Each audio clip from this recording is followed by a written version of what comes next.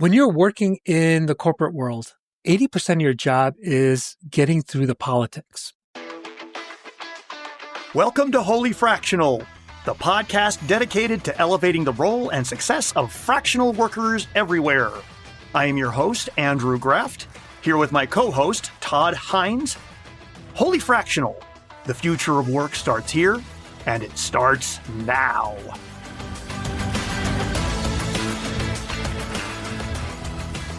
Welcome to the Wholly Fractional Podcast, everyone. I'm Andrew Graft here with, as always, my Diet Coke and my lovely and talented co-host, Todd Hines. Todd, say hello. Hi, everyone. Great to be here with you, Andrew. Thank you. So today on Wholly Fractional, we are going to be meeting one of my all-time favorite people. He's generous, he's joyful, he is a veritable prince of fractionalism, Sal Imami. Welcome, Sal. Woo! Welcome, Sal. Thank you. I'm glad to be on. This is great. And Andrew, I pay you well. So continue with the compliments. And I don't need much. Coke. And I don't need much. It's really true. So before we get started, I'm just going to say, when I first started out on my own fractional journey, Sal was one of the very first people I spoke with. And it was just serendipitous. I'm really happy that he was one of the first people I spoke to because from the get-go, he set the bar for me really high in terms of what I hoped and what I wanted for myself as someone who is now running his own fractional business. Sal is so willing to talk, share ideas, get me thinking about things I hadn't even considered. I mean, in some ways, Sal is almost the very inspiration for a show like this. So Sal, you may be fractional on paper, but our love for you, it's the whole Megillah, man. Just want to let you know that. Well, thank you. You're so kind. Yeah, so that's pretty easy to live up to, right? I haven't set the bar too high, right? Of course you have. Come on, this is fun, right? So, one of the things about doing something on your own is the support you get from everyone else, right? And people are willing to give you the support. It makes the journey so much more fun and enjoyable. Yeah, I totally agree. And Sal's been one of those people for me. Well, for those of you who haven't been blessed to know Sal, yet yourself, Sal, tell us a little bit about yourself, your background, your area of fractional focus, that kind of thing. Absolutely. So I'm going to start off with my first foray into a career. I originally started off I did everything, started off with help desk, engineering, architecture, CTO, and then I pivoted over, a little over 25 years ago now, to sales. And that was interesting change. And I remember when I first started with sales, I was really hesitant, apprehensive about it. And I always imagined sales, if you guys have ever read that book, Death of a Salesman, I always imagined every salesperson being Willy Loman. If he doesn't make the sale, he's going to end up killing himself. Like, oh, that's so depressing. Why does anyone want to be in sales? But I'm so glad I did. So I did everything in sales, from direct sales, channel alliances, managed various teams, worked at a lot of corporate companies. And about 5 years ago, a little over 5 years ago now, I pivoted over to startups. And there was a multitude of reasons why I moved over to startups. However, one of the great things about working with startups is you really get to build something, put a strategy together, and actually see the results of it immediately. And there's nothing more satisfying than that. Yeah, absolutely. No. Yeah. And then as far as what I do, so I come in as a Fractional Chief Revenue Officer, and my goal is to essentially get a company that's stuck in founder-led growth to predictable revenue. And as you can imagine, founder-led growth, every startup has to go through founder-led growth. The problem with founder-led growth is it's very inconsistent. It's hard to tell when you're going to get revenue in. When you switch over to predictable revenue, that's when you start to see the company really grow. So my goal is to move the company from founder-led growth to predictable revenue. And the way I do it is looking at your revenue engine, which consists of marketing, sales, and customer success. So founder-led growth in this case, just to paint the picture, we're talking about typically somebody who came in with this great idea, this great whatever, and now they're trying to grow it all on their own. Is that basically what we're talking about here? Precisely. I always say that in the beginning, every founder has to be able to sell their product. If they can't, there's probably something wrong with the product, probably something wrong with the market. Maybe it's not the right market, whatnot. but that is part of the journey. You have to sell it. However, there's only so much that a founder can do. The founder's already wearing multiple hats. They're CEO, COO, CRO, CHR, you name it. They do everything, right? So they can only spend so much time in the day selling. Eventually, you need to move away from that founder-led growth and make sure your processes are built out so someone else can come in and assist and build the revenue that you need. That's fantastic. And it's more than just sales or more than just marketing. I mean, we've talked about this before, but it incorporates anything that touches revenue, including renewals and things like that. That falls under you. Oh, absolutely. I always say that when someone talks about growth, they're primarily talking about revenue growth. But revenue growth consists of marketing. You've got to market it properly. You've got to have a robust marketing process in place. You need to definitely have a robust sales process in place to bring that revenue in.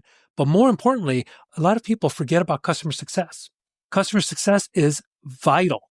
As you guys are well aware, it's cheaper to keep an existing customer than try to acquire a new one.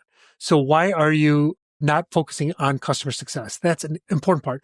Additionally, customer success also provides feedback loops into marketing. So now you can start to modify your campaigns and make them more efficient.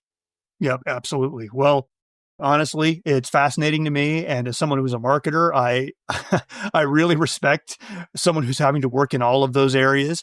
I want to talk for a moment, go a little bit back further in your career. I mean, you said in your intro that you would spend most of your career in corporate roles.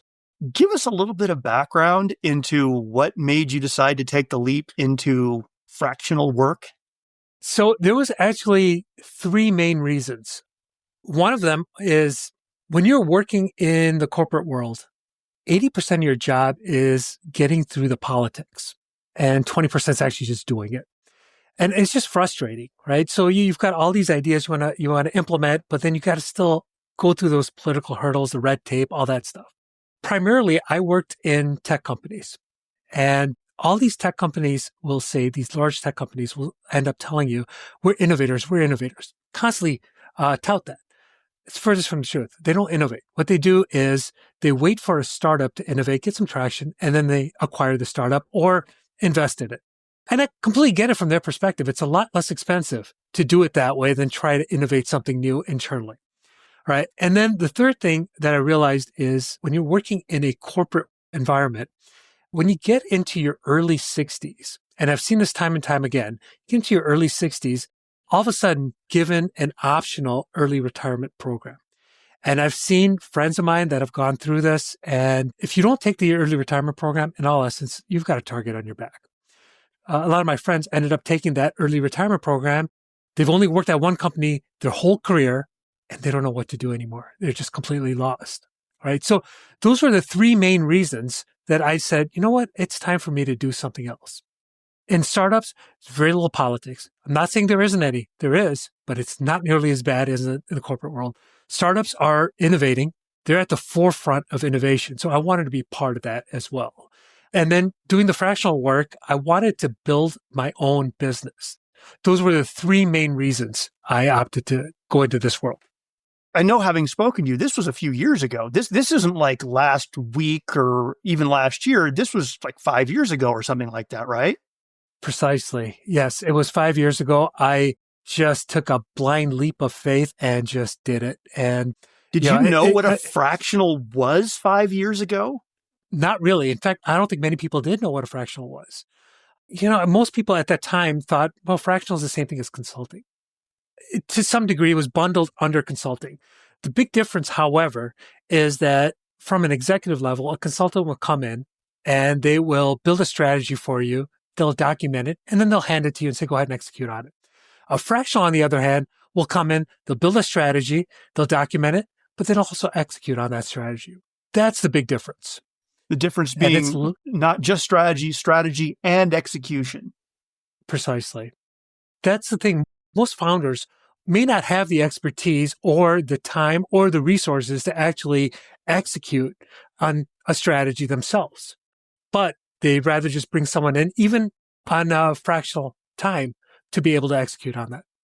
And I know a lot of people think of fractionalism as the difference between consulting and fractional is consulting is somehow it's a shorter term thing, and fractional is more sort of embedded in leadership. And I don't know if that is still sort of the main way we define this. What's been your experience where that really fits in terms of being embedded in leadership? And has that changed over time? Yes, it has. In the beginning, it was because fractional was consulting to some degree. The contracts I had were very short, 6 months and whatnot.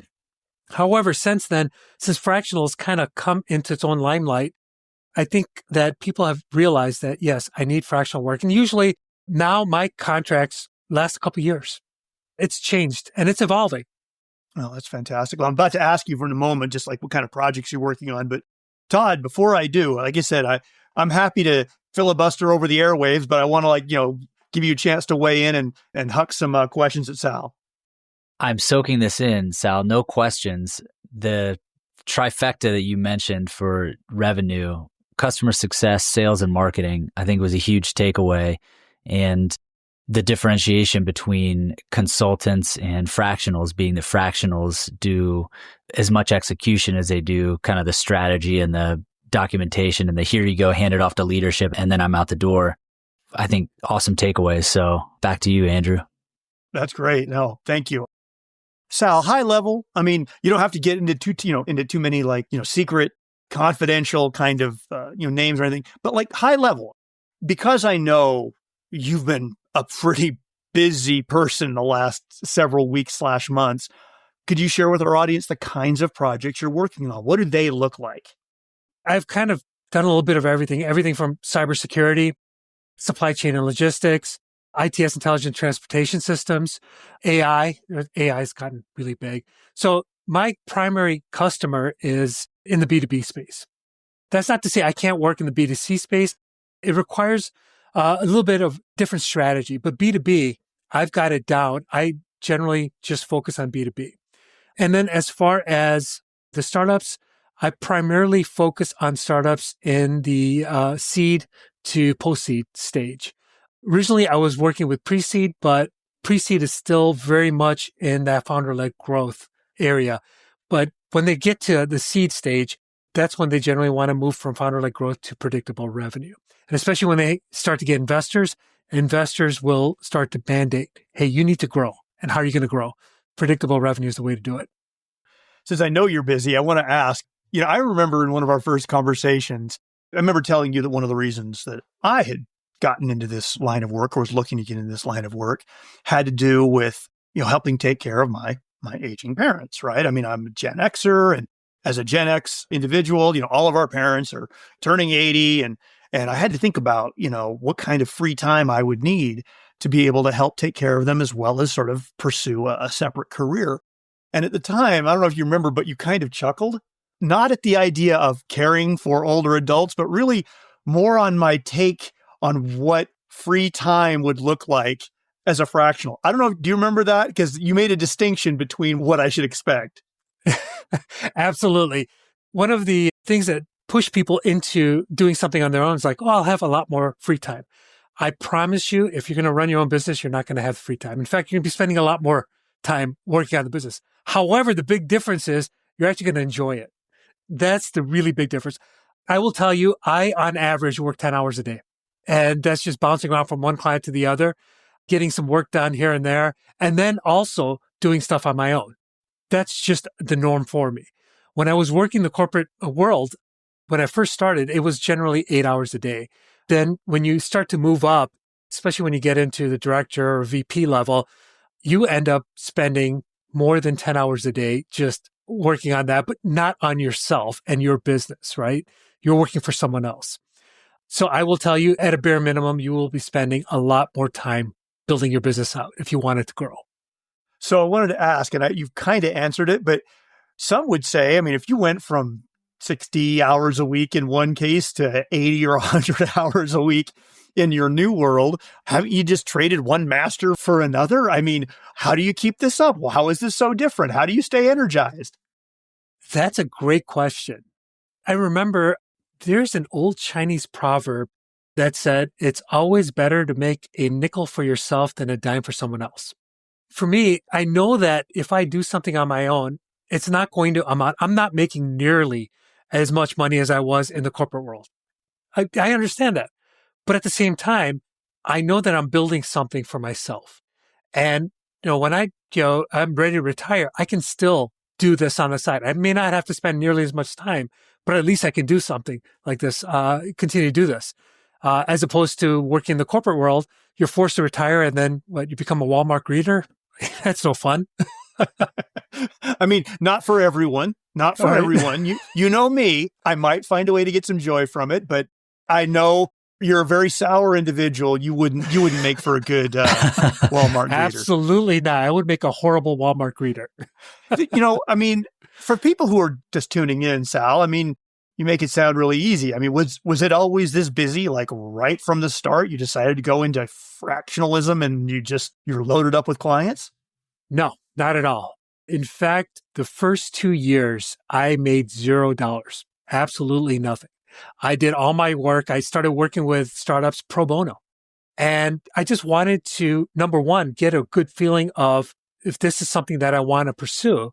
Secondly, it also helped me get my name out, and people started to know who I was and would reach out to me. So the first 2 years were really tough.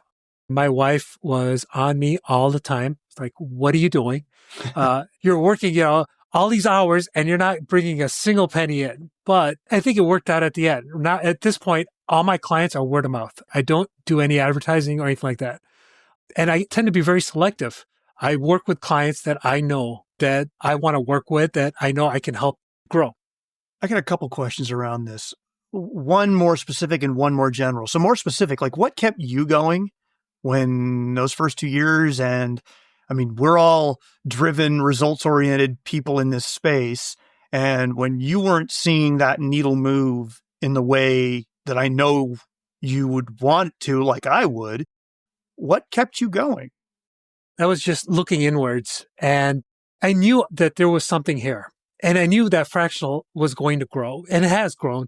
But, for me, it was always, I know there's something here. There's just something gnawing at me saying there's something here. You just need to just stick it out. And that's essentially what I did. And worked out. So along those lines, in one of our first conversations, and I was asking you about sort of that same question, you had said to me that one of the key things that carries people through low times is passion, right? Do you have a passion for it? And on the other hand, and on the other side of that, there's doubt, right? We all have doubt. And a doubt is one of those subjects that as a society, we don't like to talk a lot about because it feels scary and icky and weak because, we don't have doubts. We know we're going to succeed. And, personal sort of note, I feel like doubt is ultimately at the core of everything that is truly courageous. What did you fight through that you had doubts about? Did you ever have doubts, like moments when you questioned what you were doing or thought about giving up? Every single day. Am I doing the right thing? In fact, in the beginning, the first 2 years I was doing this, I still had my resume out. I was still applying for jobs just in case. But you're right. I mean, it was just that passion. I really, truly believe that I can help founders, I can help startups, and I do want to just help them out as much as I possibly can. For me, that's what really carried me through. Was there a moment when you feel like, or have you even felt that moment today where you feel like, yes, I am, whatever that checkbox is that says, I am on the right path. I have started for serious. So after joining a number of groups, I started talking to a lot of fractional people, and that just reinvigorated my passion because I realized there's a lot more people that are honestly tired of the corporate world. They just don't want to work in the corporate world. They want to do something on their own. So that really helped me push me through and just know that I was in the right frame of mind and I just need to see this through all the way. So yeah, that's helped quite a bit. I talked to a lot of people. I know you talked to a lot of people. And I think one of the things, it would be disingenuous to suggest that people don't have that nagging doubt in their minds because this is about basically securing business all the time or the right kind of business. What advice would you give for someone who's like struggling with doubt about doing this whole fractional/consulting thing? The biggest thing is if you believe in yourself, continue. If you don't believe that you can do this, then it's not worth it. And I'll be honest with you, I've met a number of fractional people. hundreds and hundreds, probably thousands at this point. It's been so many. And the vast majority have that belief inside that, yes, there's obviously that doubt and they need to get over that. But I just tell them the same thing. You've got to believe in yourself. You know that you can do this. There are some people that I've talked to that I'm like, yeah, this isn't for you. Just go back to the corporate world, right? It's just, you can immediately tell. I guess that's the one thing is just believe in yourself and just continue with it. And because if you're not going to believe in yourself, no one else is. That's a really good point. And along those lines, one of the biggest questions that I hear from fractionals, both old and new, is how do I go about getting clients? And I think it would be really interesting for our audience to hear, I mean, what's been your approach as someone who's done it for this long? What things have you figured out that kind of work? That really came down to, part of my philosophy is to give back as much as I can. So I will talk to anyone. If they need advice, I will give them advice pro bono. I have no problem doing that.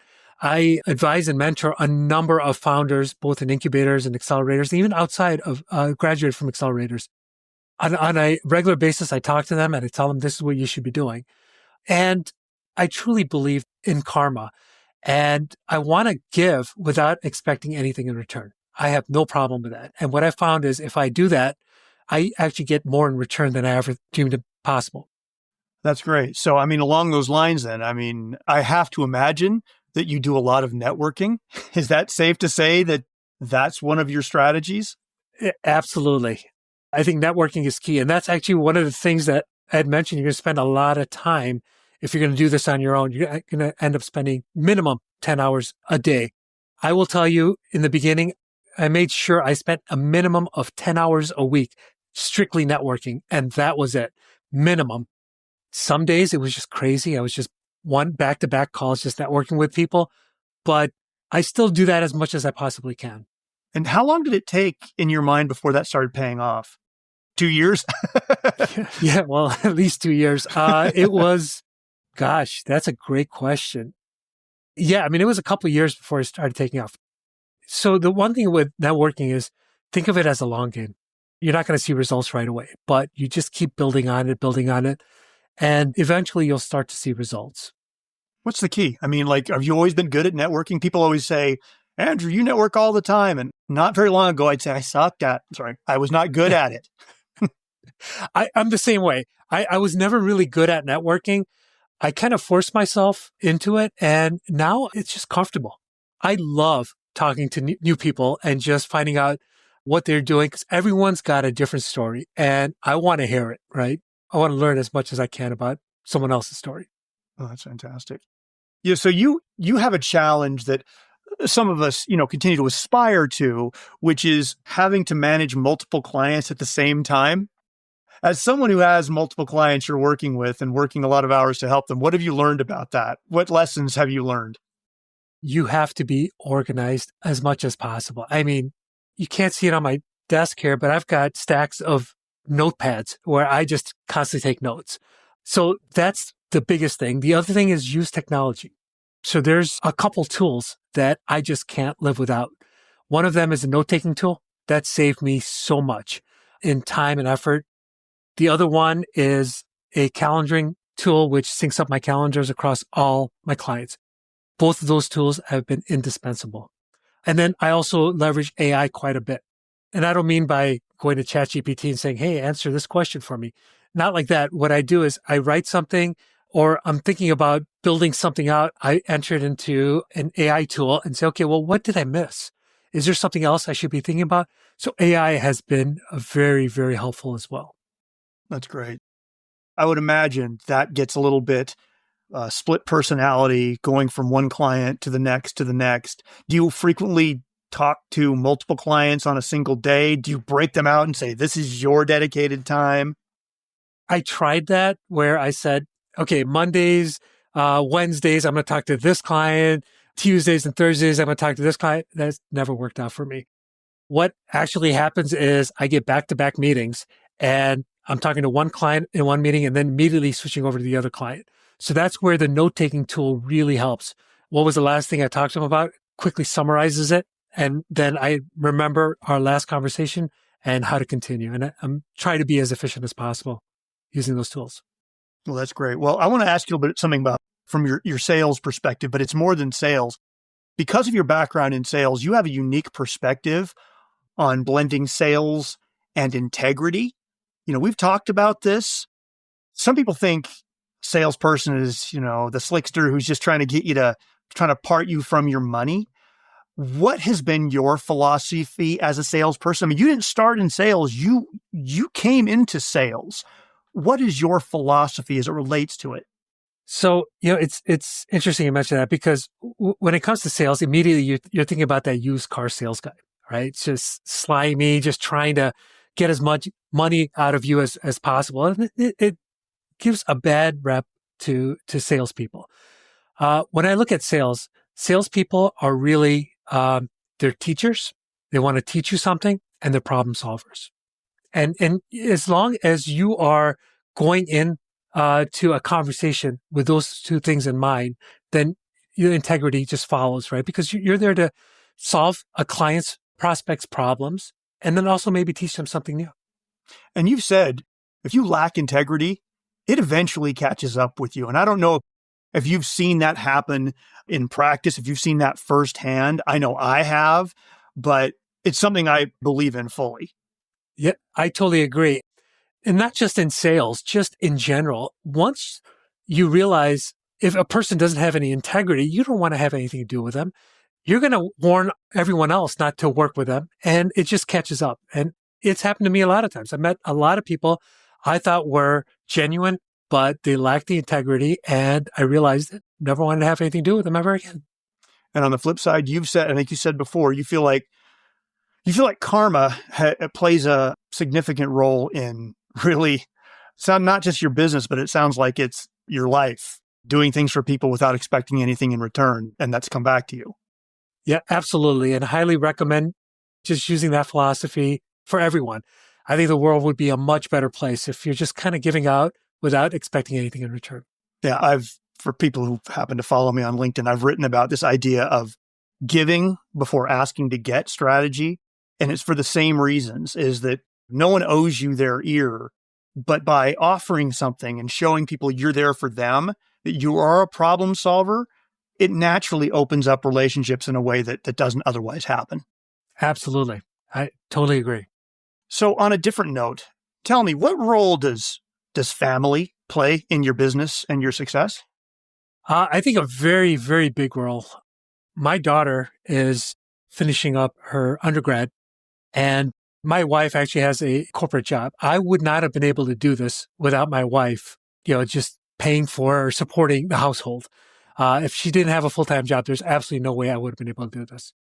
I'm thankful for her, just continuing and letting me run around and try this. But yeah, so it plays a huge, huge role. I'm very close to my family. My parents live close by. My sister and her family live close by. So yes, and my cousins are all over the place. So I spend a lot of time with them. I help them wherever I can. It's actually kind of funny. My cousins, when they were younger, they were still getting their undergrad. They would say, well, what should we major in? What's hot right now? And I would just tell them, study whatever interests you. The one thing I do recommend is you at least do a minor in business. And if you can do a minor in business. Wait, what's going on? Hey, wait, gosh. Ladies and gentlemen, we have a visitor in the studio. Is that Ali Alam? Oh my gosh, we have Fatma and Ali Alam in the studio here. They've hacked into the show. Fatma herself is a seasoned fractional worker. We're going to be having her on another episode. Fatma, Ali, what are you doing? I'm doing well, hacking's going good. How are you? Well, we're doing well. Why are you guys here? I mean, look, this is supposed to be Sal's time. What do you... I think that we need to tell you guys the truth about Sal. I think that this is what this is. This is a family intervention. I know he has this reputation as this really good human, as a really wise business mentor, and as a family man. And we need to refute all of those things. I think we just need to refute, right? She speaks the truth. Yeah, I am a truth teller in the family. Tell them. Yeah. Been doing the keto diet, so he does not eat any sweet. He cannot be trusted. He doesn't eat carbs. No carbs at all. Can you believe that? Wait, so Sal, do you know these people? Unfortunately, I do. These are my two favorite, I guess, second cousins, right? Yeah. So their mom is my cousin. Well, and they're your favorite. I have to imagine. I want to know what And the other now cousins it's on think of the you. record, and all of the other cousins know. Sending this to everybody. Yeah, we're Listen. sending this to everybody. Hey, Sal, I just want you to know I'm so sorry. If I had known Fatma and Ali were going to storm the studio like this, I'd have bulked up our security presence. It's okay. I didn't tell Frankly, you that I was blame a it on Todd. hacker. I think Todd's to blame here. Sal knows that I am, but you didn't know that, so it's okay. These two troublemakers. He's a troublemaker. It's Well, genetic, We had buddy. to do it once we knew. Fatma and Ali, I mean, since clearly there's no love lost here, before you're officially escorted out of the studio, are there any positives you can think of to say about Sal? I would say any I positives. think he has a nice beard. Honestly, that's about all I got. Love Yoli. Okay. No, all jokes aside, he's one of the most fantastic people I've ever met. He's the best second cousin. He's in the top 3 at least. And just a joy to be around. And so he's just so much, he's an amazing person. Yeah. And I'm going to take back everything I said before because that was to mess with him. He is a font of wisdom. He is generous with said wisdom. He is always happy to lend a helping hand to whoever it might be, whatever industry they might be in. Think, Andrew, you and I have both, kind of benefited from that. I have since infancy, essentially. He's also one of the sweetest people, despite his lack of sweet tooth, which makes somebody untrustable for the record. But yeah, he is one of the best human beings. I have to tell you, I've discovered completely on accident that Fatma and Sal were related. And it gave me the greatest amount of joy to discover this because these are two of my favorite people. And I'm like, no wonder these people know each other. They come from the same line. We do. The bloodline runs strong. Yeah. Well, thank you, Ali. Thank you, Fatma. We really appreciate your showing up. I only have a couple more questions for Sal. So you can wait for him outside with whatever brass knuckles you've got on hand. You can beat him up then. Sounds good. All right. Good to see you, man. It's great seeing you. Love you guys. All right. So I got to know, how did you find them? What do you mean, find them? I don't know how they found us. That is hilarious. I got to tell you, she told me not to say anything. She said a lot of nice things about you. And when she found out I was talking to you, she's like, I need to be on that show. I love it. That is a surprise. I was not expecting that. Well, thank you. We've been really looking forward to springing that on you. I want to start with any final advice and takeaways that you may have. You go back in the beginning and give yourself any advice at the start of this fractional journey, other than telling people that you're cousins with, Fatma and Ali. What advice would you give yourself back then? If you have any inclination to do something on your own, do it right away. I wish I would have done it 5 years earlier. It would have helped quite a bit. So yes, again, it goes back to believing in yourself. If you believe that you can do something, go for it. So invest in yourself. I really didn't ask, but you say it would have helped you out if you'd done it 5 years before. Why? Because I didn't realize it. In fact, I was just talking to someone earlier today about this, and he's still in the corporate world. He and I worked at HP together. And one thing you don't realize when you're in the corporate world is, you work for one company, you kind of have blinders on. You're just looking at what you do, and that's really it. And then what a lot of people will do is trade that job and maybe work for another company that's very similar. And again, you're just trading those blinders for another set of blinders. But when you start to do something on your own, everything opens up and you realize, oh my gosh, there's so much more I have to learn. And once that happened, you always hear about imposter syndrome. I felt that all the way through. If I would have gone through that imposter syndrome a lot sooner, I think that it would have helped quite a bit. I would have been a lot further along in my journey. But one of the things about imposter syndrome is, okay, I'm just making this up. I've never done this before. But what it does is it forces you to learn. And I've read so many books. I've talked to so many people and learned as much as possible about what I'm doing now. So if I would have done that sooner, I think I would have been a lot further ahead. So I highly recommend if you believe that you can do something, really believe something that's just gnawing at you, go ahead and do it. That really strikes a chord with me, Sal. It's a subject I've been thinking a lot about of late, and I appreciate your take on that. Todd, as you know, I'm getting ready to sort of wrap this thing up. Do you have anything else for the gang? Yeah, let's get on to the lightning round questions. All right, ladies and gentlemen, we are officially going to wrap up this thing with what I call the lightning round of questionably fractional questions. So, Sal, I want you to imagine the music in your head, the stressful, Jeopardy music. Okay, are you ready for the lightning round? Yep, sure am. All right, let's do this.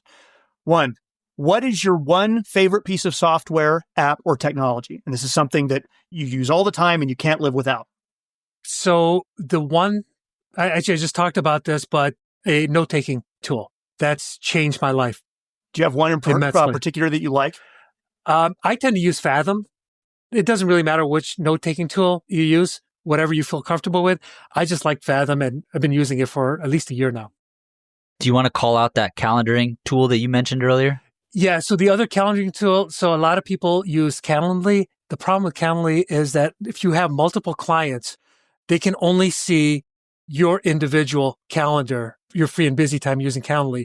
But if someone from client A was going to schedule a meeting with you and other people, they try to set up a meeting internally, they can only see your free and busy times for client A. So the calendar tool, the calendar sync tool I use is called Calendar Bridge. Very cool. All right. Next up, what is your favorite or what you consider to be your most influential business book? I wouldn't say it's more of a business book. It is a book I read over 20 years ago. It's called Sales Dogs. Blair Singer is the author. And this is when I first got into sales. I wanted to learn as much about it. And I never realized, but that's been a very influential book because I still catch myself talking about some of the things I learned from that book to salespeople. But yeah, so that's been one of the most influential books I've had. Another book, by the way, and this, again, doesn't have anything to do with sales, is Outliers. I think Outliers is I love all of his books. Outliers has been another one, which really tells you, hey, if you do something for essentially 10,000 hours, you're an expert at that. Fantastic. All right, next up, Sal, what is or was your all-time favorite vacation or place to visit? I love any place warm. So there's a lot up there. Hawaii is one of my favorites. Maui, I love Maui. I had the chance to go to Singapore and I was just amazed. I love Singapore. I think it's just so many different cultures just melded into one small place. It's amazing. Sounds awesome. Okay, now, if you could go back in time, what profession would you have loved to attempt, whether you were successful at it or not? So when I was doing my undergrad, I was pre-med. I wanted to become a cardiothoracic surgeon. And my last year in college, I said, yeah, that's not for me. So part of me, for at least the first 10 years of my career, was like, did I make the right choice? And just looking back at it, I think I did make the right choice. I wish I would have jumped into sales a lot sooner. It really helped me. Sales and business, just learning more about business really has helped quite a bit. So I wish I would have done that sooner. Okay. This next question, super easy, not deep at all. What is the best piece of advice you've ever received? Or, failing that, what is the most important lesson you've learned in life? Don't expect too much from anyone, or don't expect anything from anyone. If you just go in with that mentality, I think you're going to be a lot happier, right? And also just give back. And that goes back to the karma conversation we had. Give back without expecting anything in return. Wonderful. And lastly, where can people learn more about you and your work? Honestly, I spend so much time on LinkedIn. So feel free to jump in on LinkedIn, reach out, connect with me. I'm open to connecting with anyone and, schedule a time. I'd love to chat. Fantastic. Well, I'm telling you, people, you could do a lot worse than meeting up with Sal Imami, one of my favorite people. And, with that, ladies and gentlemen, we come to the end of another edition of Wholly Fractional. I want to thank our guest, Sal Imami, for appearing on the show today. I also want to thank the world's best co-host and my partner in part-time, Todd Hines, for making this journey with me. And thank you to all of our listeners for joining us. So until next time, we implore you, stay healthy, stay safe, stay fractional.